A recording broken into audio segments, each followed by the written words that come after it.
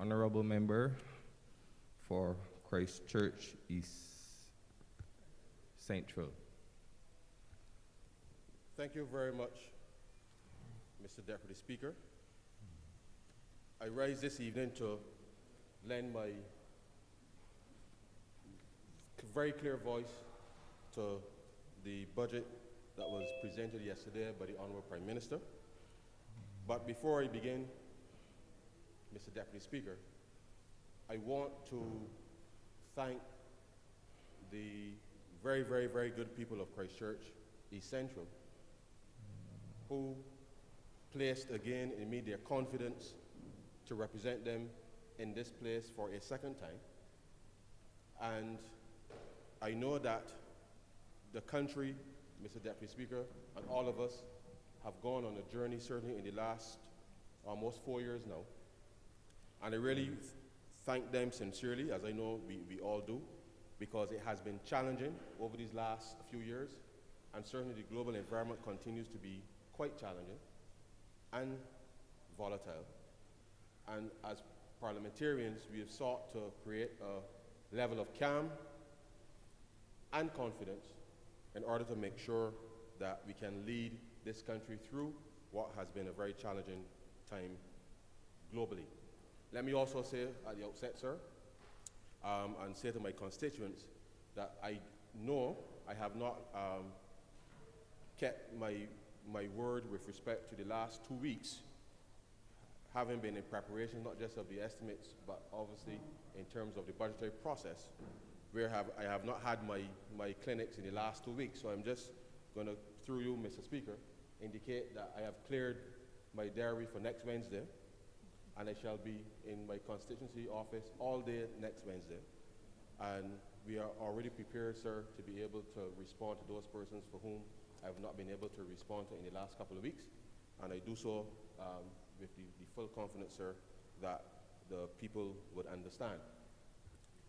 Let me also make it clear, sir, that given that I am leading off the debate this afternoon, and just for the avoidance of any doubt at all, sir, of any doubt, I am still a member of Cabinet, I'm still a member of the government, and we just happen to be in a circumstance, Mr. Deputy Speaker, where there is no leader of the opposition.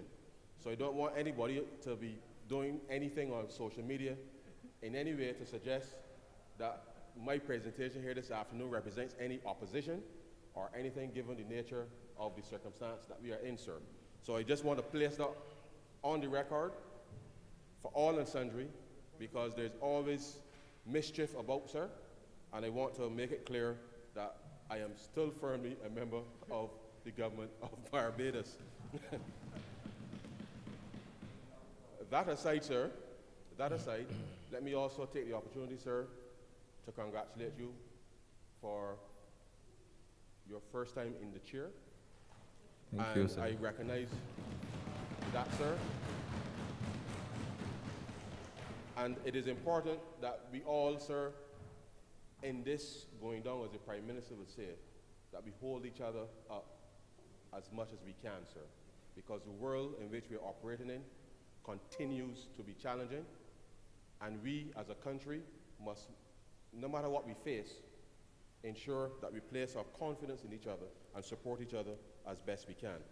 Now, sir, my task this afternoon is really to lend not just support, but to indicate to the country, sir, that this exercise that we have been undertaking over the last few weeks with respect to the presentation of the estimates of revenue and expenditure, and now with the presentation of this budget, sir, I want to make it clear to all the commentators, sir, that are out there, that this government, sir, on assuming office in 2018, has been and continues to be the most transparent government in the history of Barbados with respect to the publication of information as it relates to the fiscal condition as well as the overall national condition, sir. And I say so without any doubt whatsoever, because for the very first time in the history of this country, sir, we, I say we, the Barbados Labour Party, published before the election, and I know that there's a lot of commentary with respect in the budget as opposed to why you didn't do this and why you didn't do that, and a whole host of other things, sir. We presented to the country, sir, prior to the last general election, the condition of the country, the fiscal condition of the country, sir, which was not any surprise, sir, because as you would recall again, sir, the mid-year report for this financial year was being a little late in November. Also would have presented, sir, up until the end of September, what the circumstances were. So you had a situation where, sir, you had in November, the situation until the end of September, and in January, the week after nomination day, we published yes, it was the week after nomination day, we published